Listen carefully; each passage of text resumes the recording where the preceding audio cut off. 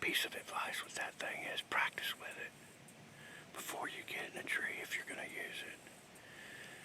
If you're going to hunt with it, then make sure you practice with it. Get it set up where you know what level you want to put it on. Getting it where I need it to be able to film and shoot and do all that was kind of complicated, especially when you're kind of in a hurry and you want to get in the stand and get done. It's the 18th of October. We just got settled in the sand. Not even sure what time it is. I guess it's around about 10 o'clock. Alabama Outdoor app has a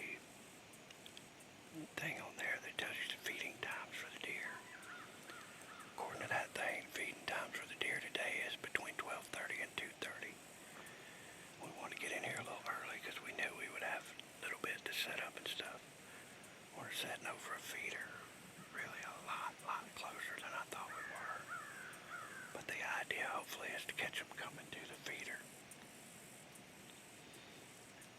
Really, it was about the only tree that we could put a tree stand in.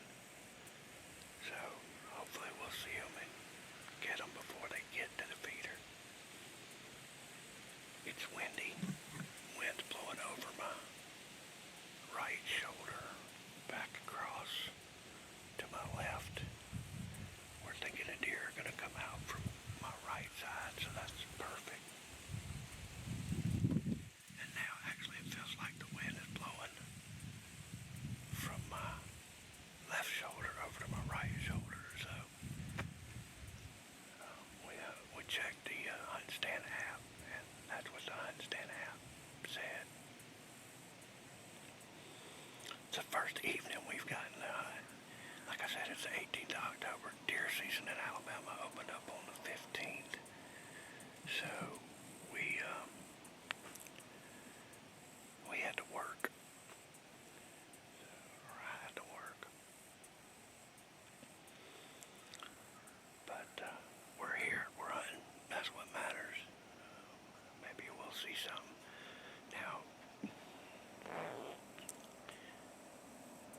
October the 15th to the 25th, the area that we're hunting, you're only allowed to shoot a buck. My hunting club has a rule that it has to be 3 points or better on one side.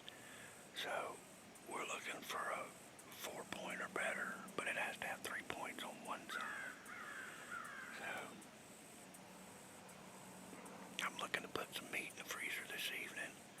There's also been a big hog that's been coming in here. He tore our feeder up last year. So if we happen to see him this evening, we're going to take him out if we can.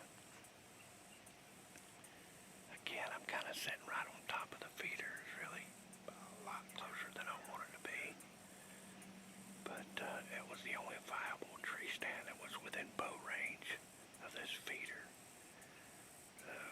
Temperatures have been relatively cool. I think last night it got down in the 40s, low 40s.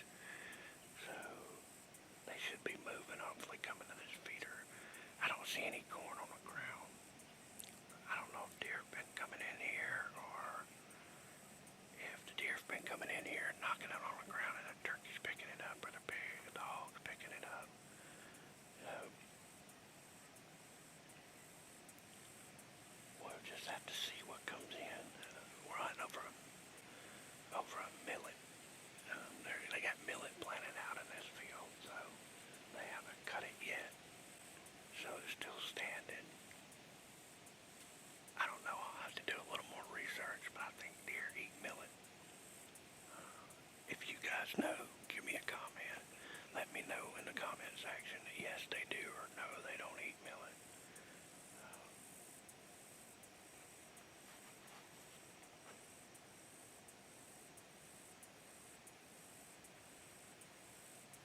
It just feels good to be hunting. That app that tells you when the best time to hunt is, it actually tells you feeding times. So, and they're great. I had a conversation with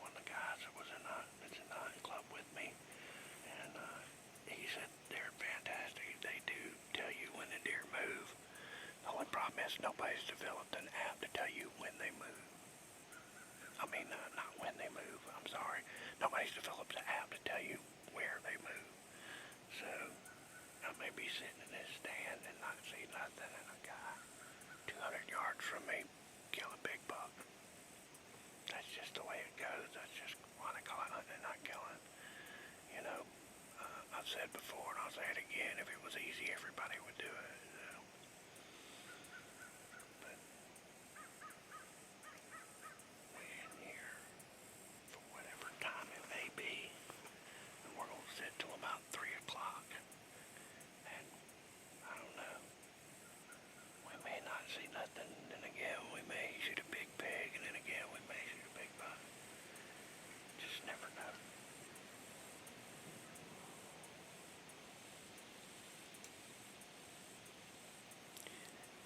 Thanks for watching. Stay connected as we keep you connected to the outdoors. Alright folks, we've done our middle of the day hunt. We didn't see anything, but the wind keeps kicking up and gusting real good, so we didn't even see any birds. No, I was kind of hoping there was a big pig coming in this area where I'm hunting over this feeder. I was kind of hoping to see him. He's been tearing up a lot of our feeders, so I was kind of hoping I would get a chance at him. But this wind, I think, has kind of kept everything back in the wood. We're hunting a field edge. So, like I said, it's millet here. The weather is really, really cool for this time of year in Alabama, which is fantastic.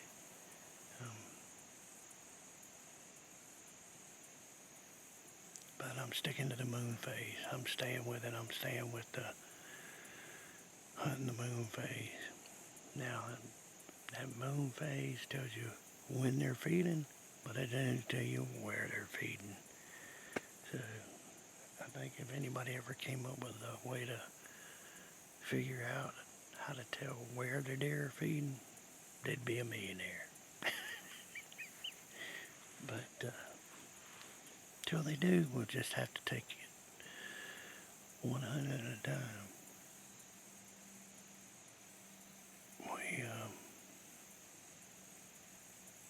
We're going to kind of ease out of here now. And y'all stay connected as we keep you connected to the outdoors. Hey folks, welcome back to the Connection Outdoors. I've got a few things here that we carry to the woods. I've got Brock with me. He's come over to borrow the bow. He's going to do an urban hunt in the morning. He actually has a feeder. I have a deer feeder. I cut out a little space for a plot with some throw and grow I actually bought at Walmart. This is my way of testing products and seeing which one I like the best or seeing which one works. Now, every deer is a little bit different. Like these urban deer, I could set a bonfire and still have them show up versus if I go hunting up at Triple G Farms. But out here, I can kind of see what they more favor by putting different products in line. Didn't mean to steal it away from you. No, that's great, man. That's fantastic. No, go with it, because I'm not doing the urban hunting. I'm going to let Brock do the urban hunting and kind of, like he said, test the products and see what they like. We found that the deer at Triple G are kind of finicky. Brock's got, what's that stuff you got? You were telling me about apple something? It's made by Deer Cane.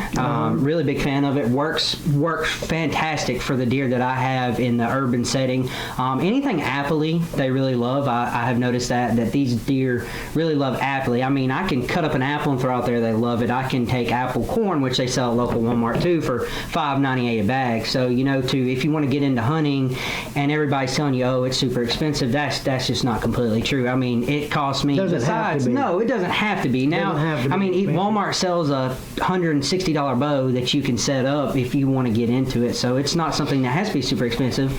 But when you start getting more and more into it like we have, of course it gets more expensive because you want to try different things. I mean, I don't suggest you go out there and buy a $1,000 shotgun unless you want to do that. If that's something that you want to do to go duck hunting, then go do that. Or if you want to go buy $1,000 bow and try that out, that's completely up to you. But I'm saying it doesn't have to be a break the bank type of situation. You can be your average person and go hunting. Brock, speaking of that, I'm glad you brought the shotgun up. Brock brought a shotgun, and what was the name brand of it? You got it at Academy Sport. Camo. I bought a Versamax a while back, and I bought the Versamax because the Browning that I bought for my brother, he decided he wanted it back, and that was fine. That was the deal we had, so he bought it back from me. So I bought this Versamax just because it was really the only camo shotgun that I could find for the amount of money I had to spend. Actually, it was quite a bit less than the amount of money that I had to spend.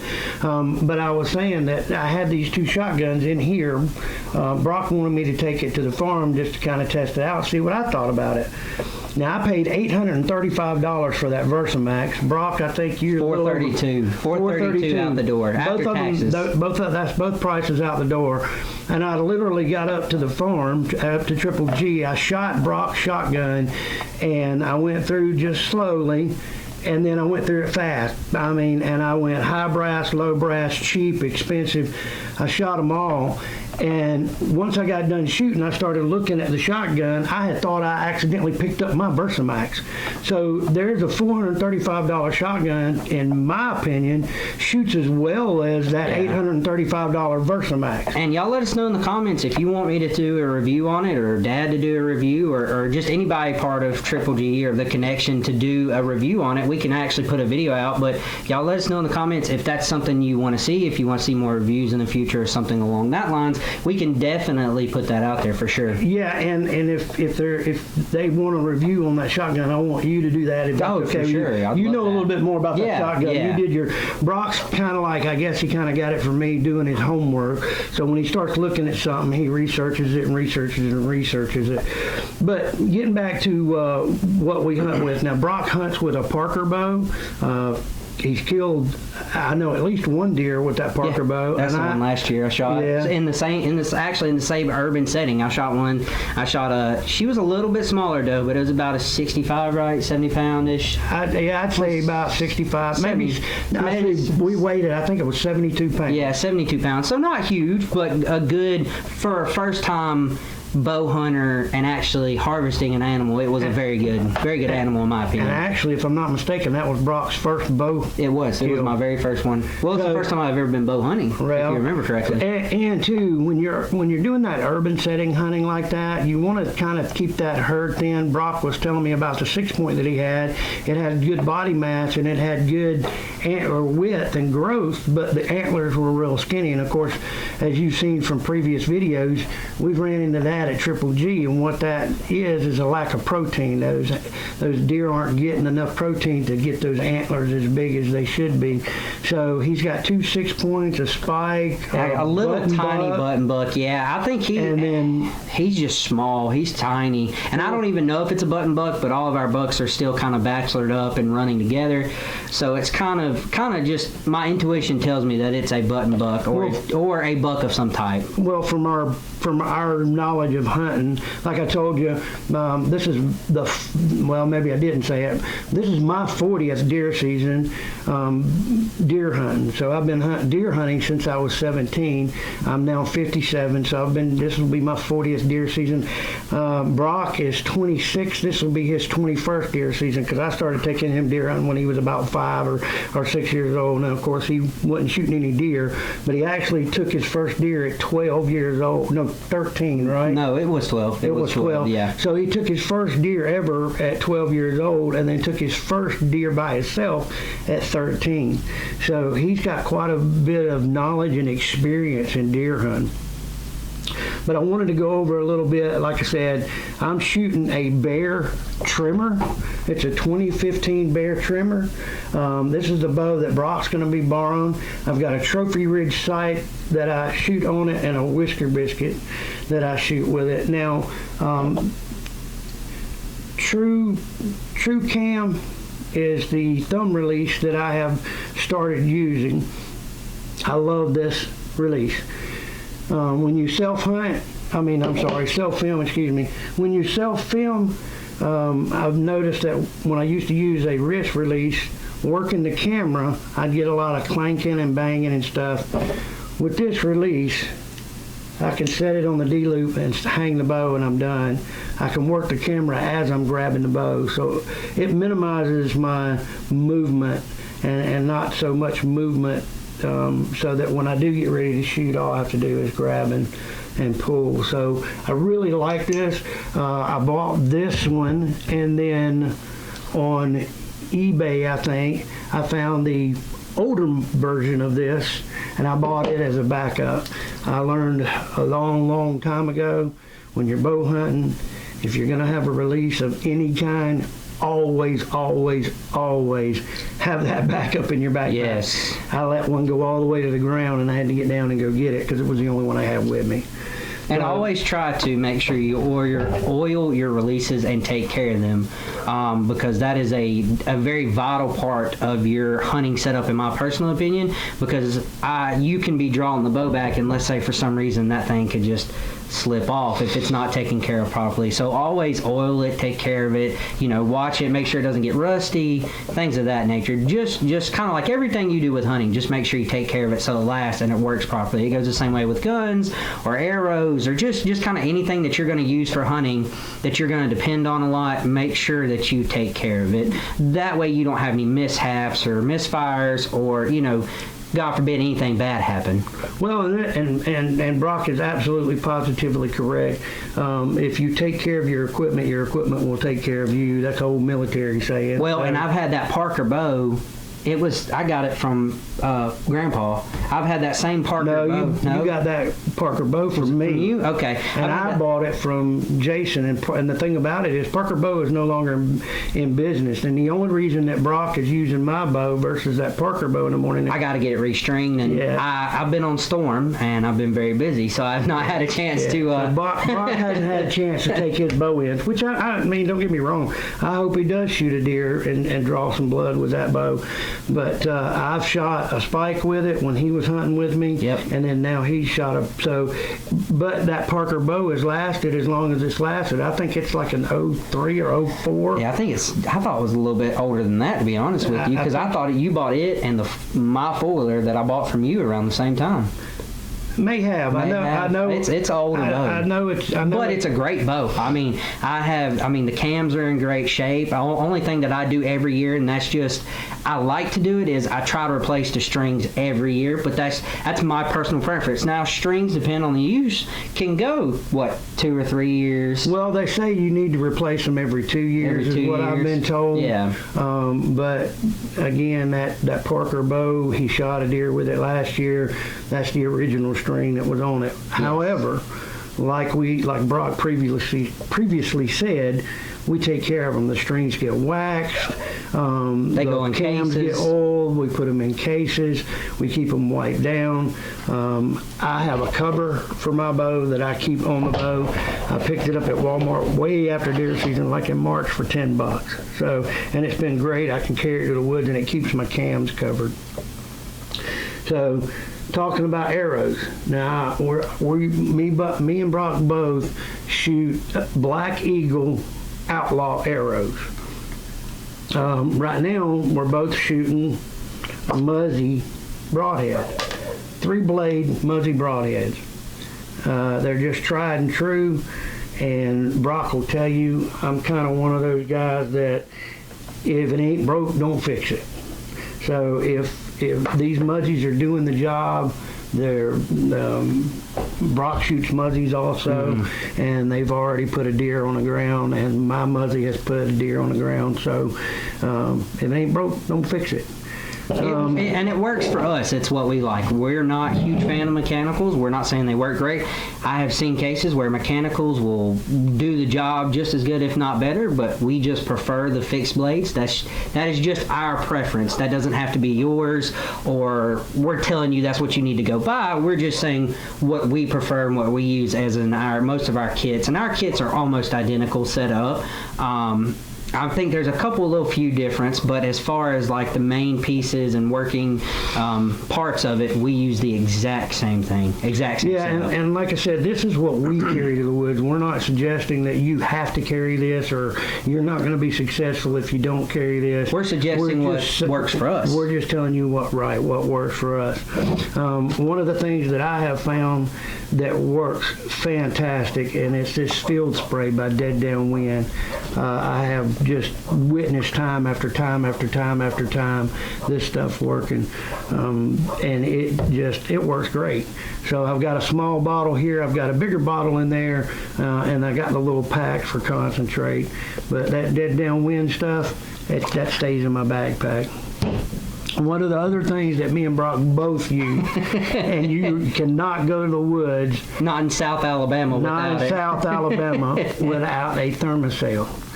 I think the high today was like 58 it was 50, cool 60 today, degrees, and I still had a thermocell on because I was fighting mosquitoes. So And for people who don't know, what a thermocell does is it emits kind of like you can't see the smoke, but it's it emits a smoke out of it and a certain smell, but not bad enough to where it runs deer off, just within maybe about 3 feet around you to keep the bugs away. But it basically has an ignition switch in it, and it lights up, and it's kind of like a little burn, and it puts off smoke, but you can't see the smoke. And like I said, it's a very, very tiny, faint smell, and most of the time the smell is actually covered up by your cover scent right here. For those who don't know what a thermocell is, this is what it is. And they say Dead Down Wind. I mean, I'm sorry. They say thermocell says that deer can't smell this. We don't smell I it didn't for sure. know that. Yeah, but thermocell says that deer cannot smell this. Really? I didn't know that. I don't, and I couldn't tell you exactly how the mechanics work and what's on this little blue thing that heats up. But it works. But it works. I can tell you it works. It works off of a little propane thing you put in here, and you turn it on, press the button. It's like an old school heater, yeah, with an ignition switch in it. Yeah, or some of your gas propane Stoves, yeah. Grills. Yeah. So similar to that. One of the greatest things that I have found, and y'all have to forgive me, like I said, I'm 57, so I've got to wear these. He's a grandpa. Outdoor Ridge knife, skinning knife. It is one of the greatest tools I have ever come across.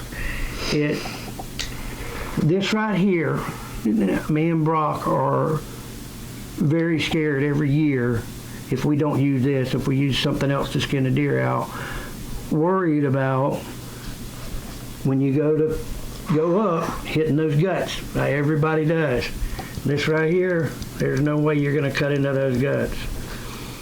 This is very sharp. It keeps the hair on the outside so that as you cut up, it opens the skin and doesn't cut the hair. This thing is fabulous. I think, Brock, you've used it a couple of times. I have. I actually have my own at the house. Oh. It goes in my hunting bag along with all my other bow hunting. I keep two separate bags. I have a bow hunting bag, and then I have a deer hunting bag, rifle hunting bag. Which actually, I come to think of it, I actually have 3 bags for my muzzleloader too as well. So I have 3 different hunting bags. Yep. Well, 4 for duck hunting too. So I keep a bunch of different stuff. Just it depends on what I do. And the reason I do that is when I'm walking out of the door in the mornings or getting ready for the hunt the next day, the night before, I can just go, I just need this bag, and I know everything that I need or I'm going to use is in that bag. But I still always go through the bag and check it just to double check, because there have been times where I didn't do that, then get out in the field and go, oh crud, I need that. Yeah, and that's funny. We were talking about different things.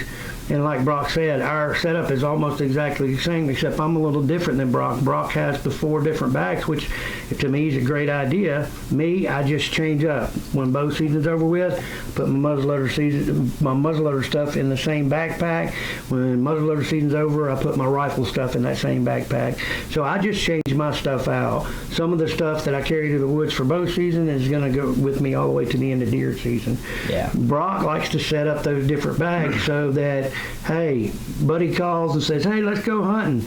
we're kind of hunting, duck hunting, and Bach can grab that bag and go. He doesn't have to worry about, oh, I got to swap things out. And so I think that's a great idea. And speaking about duck hunting, this fall we will be releasing kind of a spin-off of The Connection called Mad Duck Mafia, and I will be running it. I will be doing tips and tricks of duck hunting, full-length episodes. I'm going to start out with probably a little bit shorter episodes just to kind of get my feet in there and see how the views do. But if the views continue, we will stick with that. But that'll be kind of like a little off thing we're going to do on the side, and we're going to do it pretty hard and heavy this year.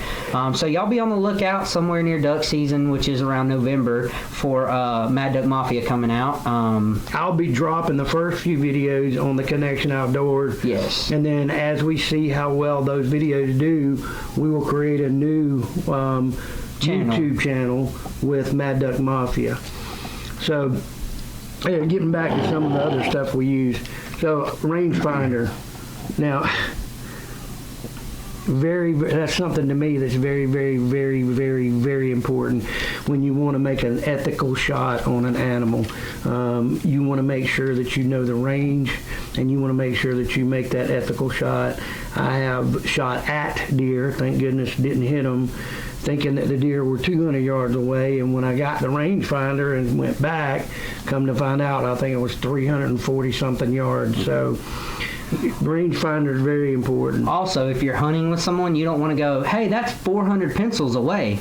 Because that guy may go, okay, well, the pencils I use are this big, and your buddy's pencils are that big. So, you kind of want to use certain things like this that are a key point in hunting, just so, like he said, you make a good ethical shot, and you can adjust for the things that come about when you're shooting at long distance, or even with a bow at shorter distance. Like I said, it's really helpful for just you, but if you do a lot of together hunting, like maybe you and your wife, or you and your friends, or you and your kids, or whatever you may do together, you don't, like I said, you don't want to go, hey, that's, 10 doors away. You want to use something more like, hey, that's 20 yards away, so that they know, okay, about where to put the shot. And that's a good thing, because you may be hunting with somebody that you may not even be hunting with somebody. Somebody may say, hey, buddy, you go sit in that tree stand down there. The deer are coming out at about 385 feet. Well, they may use feet where we use yards.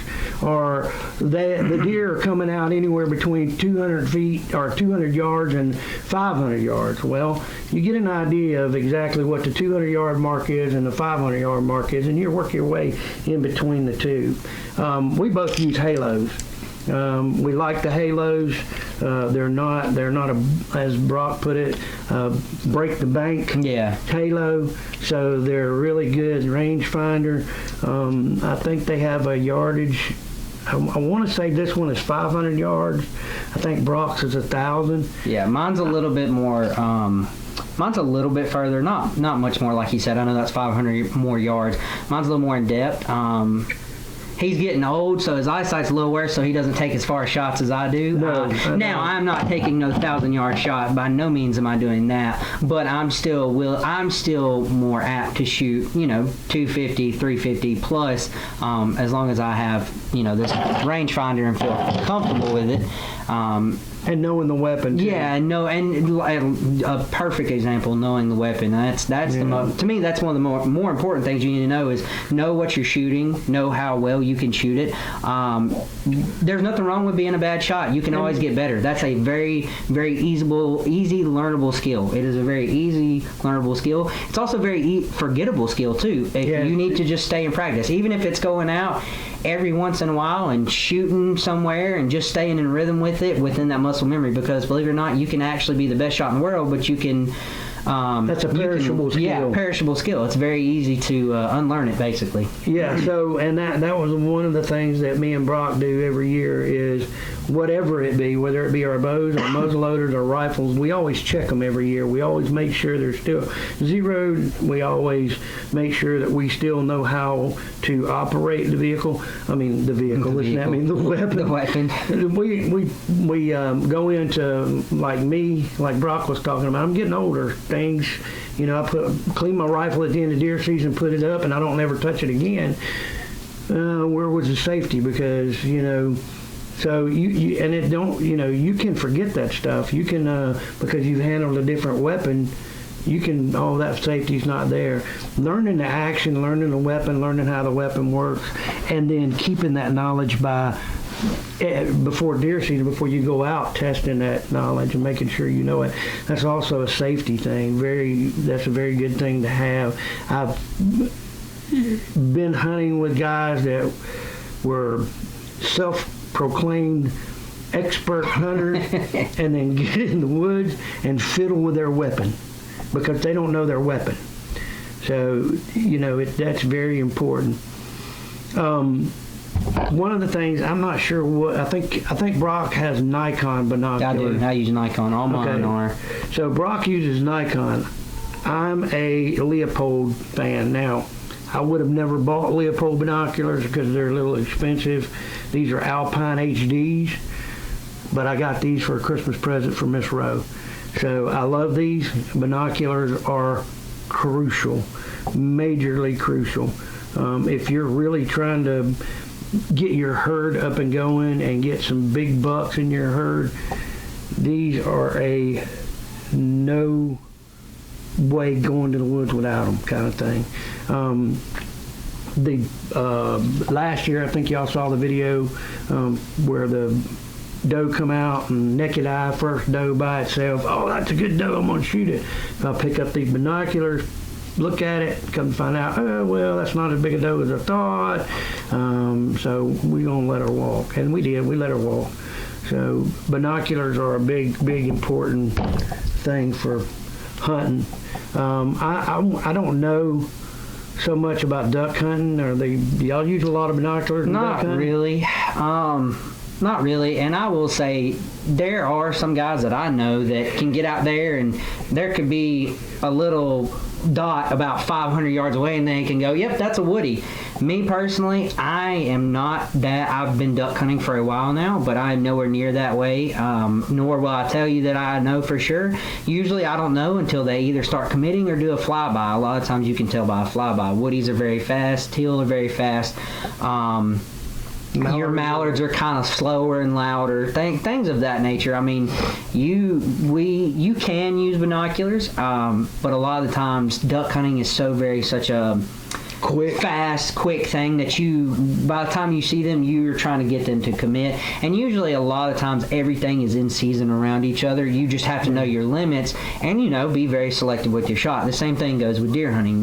They kind of play into each other. You just have to know, for one, what you're going to shoot at and how much of it you can shoot because, goodness forbid, but you don't want to shoot 30 greenheads and you're only supposed to take 10. Unless you're on a private hunt, because a lot, which that's a whole different scenario, and I can get into that to a later date. But just to kind of simplify it, you just kind of look and see what flies into your spread. And a lot of times, within about 50 yards, you can kind of start telling what they are and the way they fly. So binoculars are not a big deal as far as duck hunting goes. They are not. But I know deer hunting, they're huge. Turkey hunting. Yes and no. Some people use them, some people don't. Some people use them to see turkeys way off. I think they're more of the Midwest because of how open it is. Here in the South, it's so bunched up, I guess. By the time you see the turkeys, they see you. So you hear them and you get set up. You really don't use binoculars. And you can use binoculars for anything you hunt because, heck, I even know guys that use them for squirrel and rabbit hunting. Yeah. So it's just whatever you're comfortable with. I mean, that's the biggest thing about hunting. If I could just give a little piece of advice, that's the biggest thing about hunting. Use what you're comfortable with. Use what you know. I mean, and if you're just getting into it and learning, go over everything. It doesn't have to be the most expensive or the least expensive or the best on the market. Just use what you're comfortable with. And contrary to popular belief, just because it costs more doesn't make you a better shot or a better hunter. That's just not true, and that's my personal opinion. And I'll honestly take that to the grave because I've got a $400 shotgun that limited out on doves just as good as his $900 shotgun. Yeah, and I had a friend of mine that used to own Whitetail Institute. Steve said that people will go spend $1,000 on a rifle $2,000 on a scope and $10 on a food plot and can't figure out why they can't killing shoot deer. You know, it's just it's whatever. It's not. Getting into hunting does not have to break the bank. I promise you. Now, the problem with it is once you get into hunting, if you love it, like starts we breaking do, the bank. it starts breaking the bank. That's why I go on a lot of storms, is to feed my addiction. So, and the last thing I want to talk about is this muddy camera arm. This is the first year I've used it. It's okay. You know, I did the unboxing with it, and I told you I'd get back with you about using it. I find it a little bulky and cumbersome to use. Not use, I'm sorry. A little bulky and cumbersome to set up. You really got to play with it, practice with it, I guess, more than I should say play with it. If you're going to self-film your hunts, which I recommend anybody doing that, that's great. If you do flub up, everybody does. If you do mess up and you got it on video, you can at least tell, hey, I need to give that deer till in the morning, or, oh no, that deer is probably 50 yards from where I shot him. So, yeah, I think filming hunts are great. It's not an easy thing to do, but it's fun. We enjoy it. That's why we do it. So, that's why I'm coming out with Mad Duck Mafia. Yeah. I would like to say that my little thing that I'm trying, the little branch off, will be a little more not comedic, but we'll be a little more laid back, because duck hunting is, it's not laid back, but I'm just going to try a couple different things. One, I may have an episode that's super serious and see how it does. I may have more of a relaxed episode. I'm just going to try several different things out and see where we go with that. Which we can, I don't, Brock talked to me about having fun with it. That's the whole idea. I want to have fun with it. So, I got to clean up my mouth a little bit. Ain't that right? Yeah, you know, we're not gonna be talking like that, but we'll have fun with it. We have a great time now. And a lot of what we run into is we both hunt, so we don't have a cameraman. And a lot of when you see other videos of folks showing where they're hanging out at the clubhouse and stuff like that, they've got a cameraman that's filming that, and we don't have that option, and unfortunately. So if we both could retire tomorrow and do it, we'd have a cameraman, but sadly we don't have that option. Yeah. Hey, but if you keep liking and subscribing and commenting on our videos, we could be there. There's a very high possibility that give a couple more years and we hit it hard, it could end up being like that. Yeah, it could end up being something awesome. And that's another thing too. I want to say that I want to get more. I want to do more videos. I'll be dropping this video tonight. I'm trying to encourage my knothead kid here to do more videos. I think he's really the camera likes him. So plus it helps. I'm kind of cute, just a little bit. I wouldn't go that far. Anyway, so that's the equipment we carry.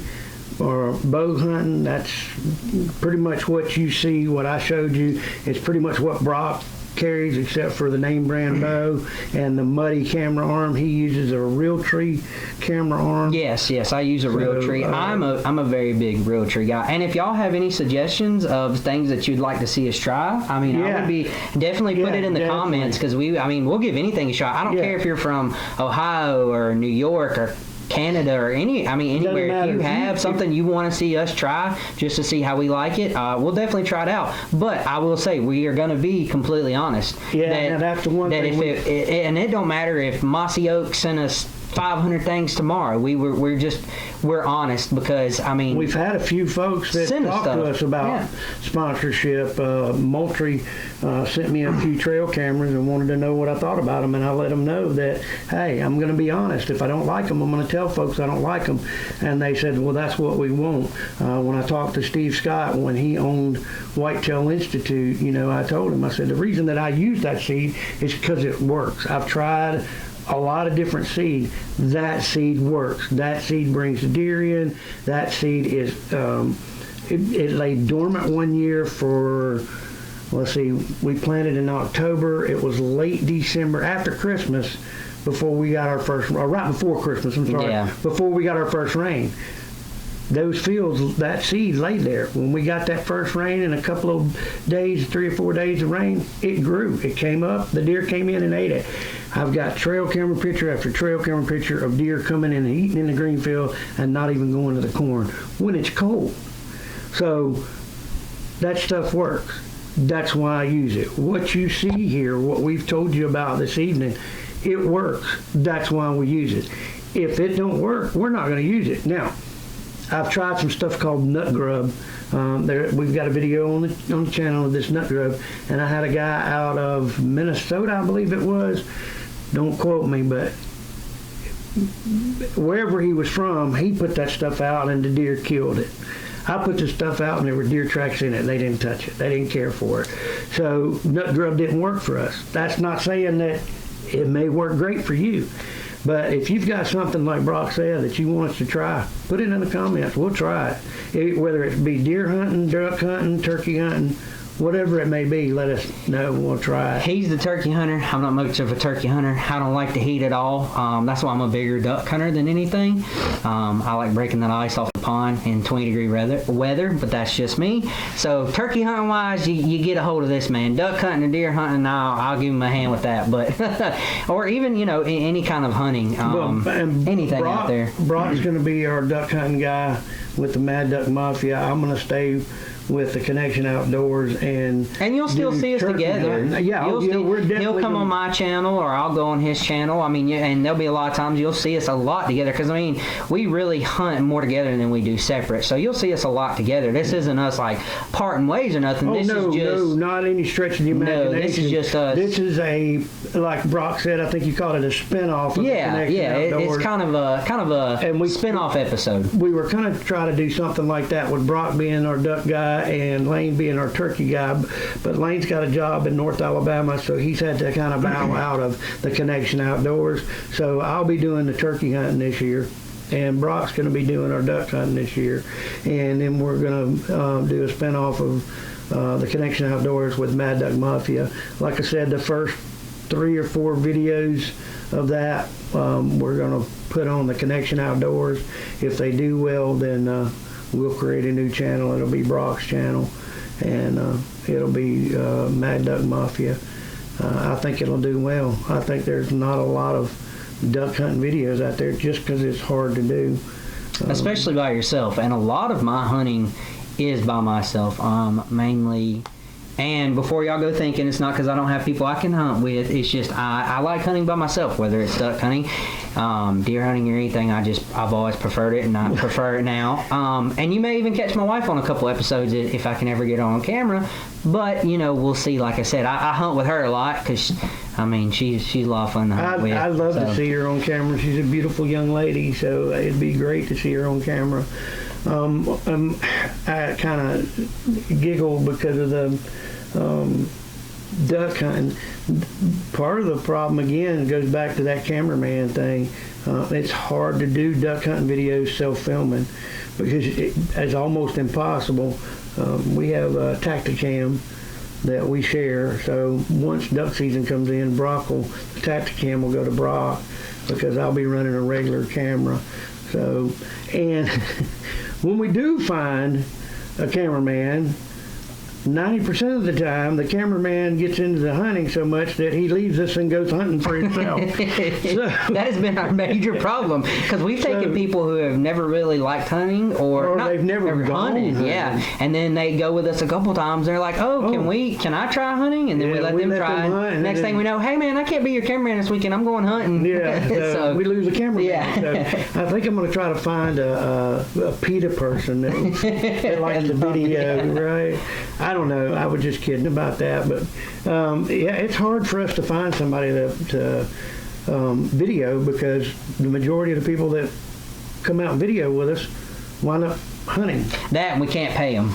Yeah. So that hurts too. Yeah. So, But we have a good time. We're going to keep having a good time. And we're going to keep doing this. I mean, no matter whether this, whether we become millionaires or not, or whether we get to do cool things. I mean, we're going to do cool things anyway, hunting wise. I mean, that's just who we are and what we do. But we're going to keep doing this. There. I'm hoping that once I get old and can't do this anymore, that Brock will pick it up and his daughter, and hopefully by that time it'll be a franchise like Mossy Oak. That's the hope. That's the hope. My hope is to be able to at least run this channel so that I can retire and do this. I'd love to retire and do this, but if I can just make enough money just to do the channel, even if I have to keep working, I'm good with that. Just enough that I can go on some of these nice trips. Not nice, when I say nice, like public land somewhere else, be able to afford the hunting license, be able to pay somebody to come run camera for me. If I could afford to do that, pay somebody to run camera for Brock's Mad Duck Mafia, if we could do that, man, I'd be happy with that. I'm not looking to make a bunch of money off of this. I'm not looking to become a millionaire. Yeah, and we're not asking for money. That's not what we're doing. We're just letting y'all know that that's where we stand with it all. And we're where also, our difficulty. Yeah, that's where our difficulty lies. I mean, we both have really good jobs and we do well, but we don't do well enough to afford a cameraman and just do this year round. Well, we can't get the time off. Yeah, and we can't get the time off because we have to work. Like everybody out there that watches us, we have to work. And the main reason this channel started is he started it, and the main reason is to show people that you don't have to go on these $20,000 hunts, or you don't have to have this $10,000 gear or have this $90,000 truck. You don't have to do all that stuff to have a successful hunting career and just have a blast with it. Because I promise you that no matter whether you kill something or not, or harvest something, I should use that first, but no matter what you do, you will have a fantastic time. Just the camaraderie and just the getting, because we can be walking in public and someone see us in camo and they strike up a conversation. Just the fellowship and never met them before in our lives, and they'll just strike up a conversation. You guys have any luck? I've traveled to North Carolina. I've hunted in Delaware. I think I've told you I've hunted 8 or 9 different states, and every state, stop at the gas station, have a camo jacket on or camo hat. Hey, you hunt? Yeah. Have any luck yet? And sit there at the gas station while I'm pumping gas and carry on a conversation with a gentleman or a lady that is like I've known them all my life, because we have that in common. We hunt, and that hunting community for the majority, for the most part, is a very good community. Accepting community. That's a good word to use. Yeah, very I like accepting. That, accepting community. And like I said, the biggest reason that he started this channel years ago was to show people that you don't have to have all that kind of crazy stuff, or even 10,000 acres that your grandpa left you 20 years ago. You don't have to have all that stuff to do this. Our main goal, like I said, whether we become millionaires or not, and we have to work till we retire, is to show people that you can have a good, affordable time hunting, especially in these times. You need to be able to be price conscious. Conscious, yeah. Price conscious about the things that you are buying, because it's tougher out there. So we just want to show people that this is your average. I'm a lineman. That's what I do. Your average worker can go out and start hunting, and you don't have to be in it like I was for 20 years. You can just pick it up one day and fall in love with it, or decide you never want to do it again. The main reason we started the show is to just show people that this is doable. Everybody can get into it and enjoy it like we do. Right. Everybody can get into the hunting. I tell the story all the time about someone that I knew's son-in-law went out at 7:30 in the morning, climbed in a tree stand at 9:30, climbed down, and when this individual asked them about it, they said, "Oh, well, I watched those Realtree videos," and I'm not knocking Realtree videos because I watch them myself, but they asked the guy, he said, "Well, I watched them Realtree videos." Well, he didn't know, but at the time, he had never hunted before, so he didn't know that hunting, you having problems with this mic? Yeah, buddy? It fell off. It fell off. Yeah, that was my fault. Let's stick it right there. Y'all, sorry about that. Anyway, so the young man did not know at the time that that's entertainment. You're watching that. I mean, they're really hunting, they're really shooting the deer, but it doesn't work like that. And we're not bad mouthing them. No. By no means. Realtree, if you're watching this and you want to send us stuff, you can. We're not bashing y'all. We love y'all. We use a lot of your products. Trust me. So, we're just saying. I love Michael Waddell because Michael Waddell will tell you, hunt. Just hunt. Yeah. Just hunt. Or if you got to do it in your backyard like I do, and I live inside the city limits, which it's legal. Now, it's legal. I looked up all the rules. Bow hunting. Bow hunting is legal. So, but get in your backyard if you got deer. Try it out. Hunt. Yeah, just hunt. Enjoy and yourself. That's what he says. Michael Waddell will tell you, just hunt. It doesn't have to break the bank. It doesn't, just hunt. And don't knock somebody. The experience is the trophy, in my opinion. I know everybody says, the experience. And don't get me wrong. If 10-point walks out, I'm shooting a deer. I mean, that's what I'm there for. But if I shoot a 6-point or he brings home a 6-point with a bow, then hey man, that's great. If he brings home a doe with his rifle, that's great too. I think I've said this, and you've heard me tell other people that when you quit getting that heart beating real fast and that oh man, it's a deer. When you quit getting that, quit hunting. Because when you stop getting exciting about hunting, then you need to find something else that excites you. Because I'm telling you, I've sat in a tree stand and watched deer and watch deer and watch deer and decide, you know what, it's late in the evening, I'm going to put some meat in the freezer, and all of a sudden things change. My heart starts racing, my breathing, I get excited because I don't want to shoot that deer. When I quit feeling like that about a doe, let alone a big buck, you won't see me no more. We enjoy it, and you can enjoy it. You can have a good time hunting.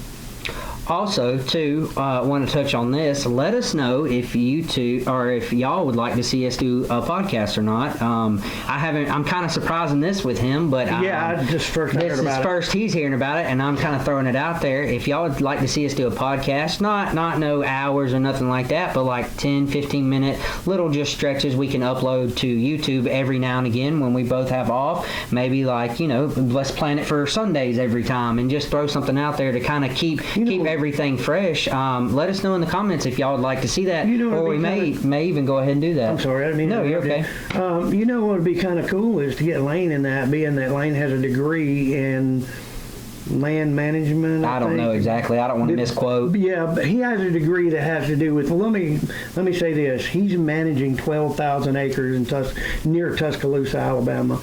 So he's got a degree in hunting. Yeah, pretty much. In layman's terms. Pretty much. So maybe we can get him to get on the podcast with us and kind of give us some of the latest updates of deer hunting and what they're doing up there and how it's working for them. So. But this was kind of unexpected, bro. I really wasn't expecting to have Brock here with me tonight, and I think it's great. I think it's fantastic. I'm glad he did come by. I just wanted to kind of throw this out there and kind of let you know. Come rifle season, I think me and Brock are going to try to sit down. I'm surprising him with this. I think I'm going to try to get him to come back over, and we'll lay out the rifle, the ammunition, and some of the other things that we use during rifle season, and possibly muzzleloader season. I don't know. Are you going to be able to muzzleloader hunt this year?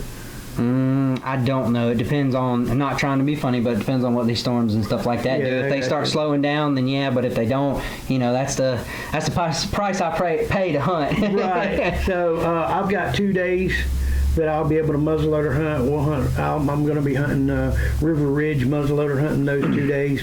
I'm not going to drive all the way to the farm.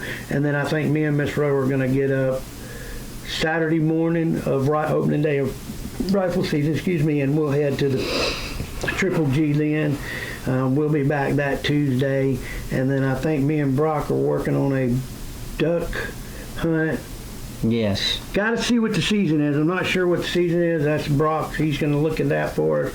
But we're looking on the duck hunt for that Friday and Saturday after Thanksgiving. The ladies normally go shopping on that Friday, so we're going to try to slip out to a pond. And we're going to do public land. We're going to do public land and try it out. Yeah, we're going to hunt Fort Novosel out there. Novosel.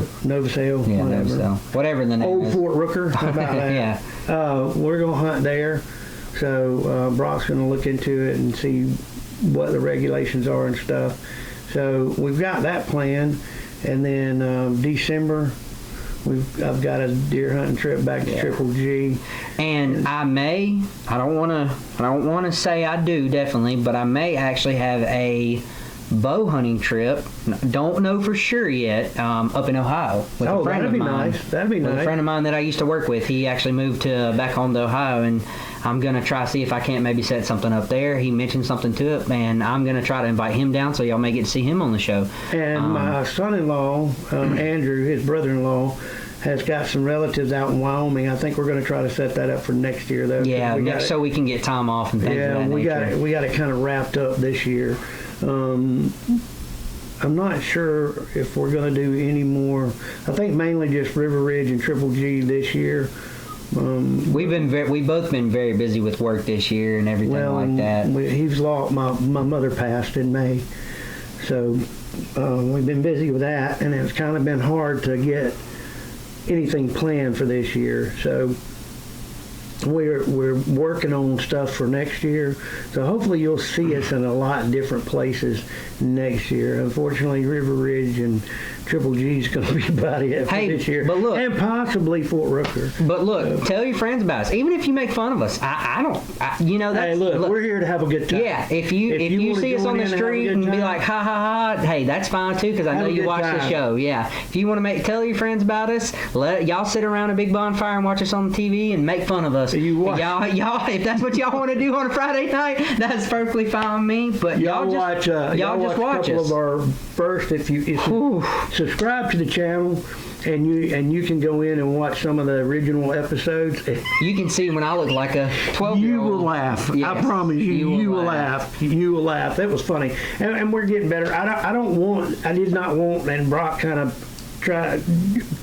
I don't know what's the word I'm looking for, curved me off of this or pushed me away from this, because I started getting too serious. I don't want to get serious with this channel. I want to have a good time. I want to have a good time with this channel.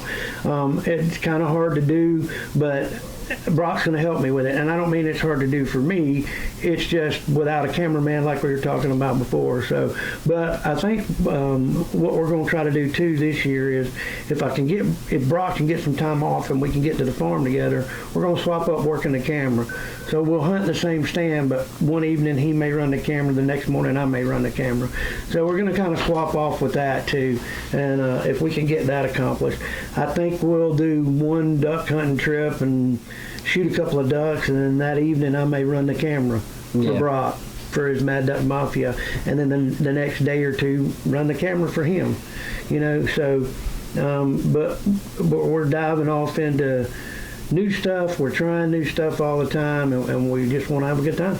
We just want to have fun with this. That's what this channel's all about, is having a good time, having fun.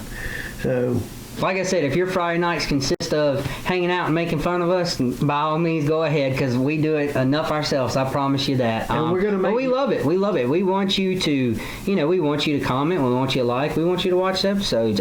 We have a good time. I mean, I know sometimes we're more serious than not, but I mean, we do really have a good time. And we're gonna start leaving the camera rolling a lot more. And that's catching. Thing, we're just gonna leave it rolling, and what happens happens. Now, like I said, I gotta clean my mouth up just a little bit, but we're gonna a lot of it, but we're gonna work on that, and a lot. Yeah, we're gonna work on that real hard. But yeah, and I do too. So, but and we want to keep the channel clean. We want you to be able to sit down and watch this with your kids too. So that's what we're talking about. We're definitely shooting for family friendly, for sure. Yeah, and I don't look. Ain't nobody perfect out there. Me, Brock, nobody's perfect. I'm not going to sit here and tell you I've never slipped up and said some bad words, so that would be a lie. So, but we want you to be able to sit down when you watch this and not hear beep beep beep beep beep beep beep beep. So I'm not saying we may not slip up on camera, but we want you to be able to watch this with your kids, so you can take them hunting too. And you can have a good time. I brought Bach up hunting with me. My daddy brought me up hunting with him, and the three of us have hunted together, and we've just had a blast doing it. It's been a great venture. When we ventured off in how many years have we been doing this? 8 or 9 years ago, 8 years ago, I think.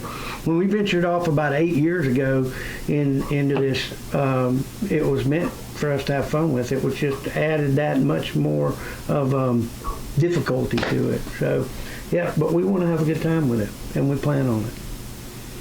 So, with that, seeing everything that we've got, please like and subscribe. Please comment if you have any questions. Let us know. And for the viewers of The Connection, stay connected as we keep you connected with the outdoors.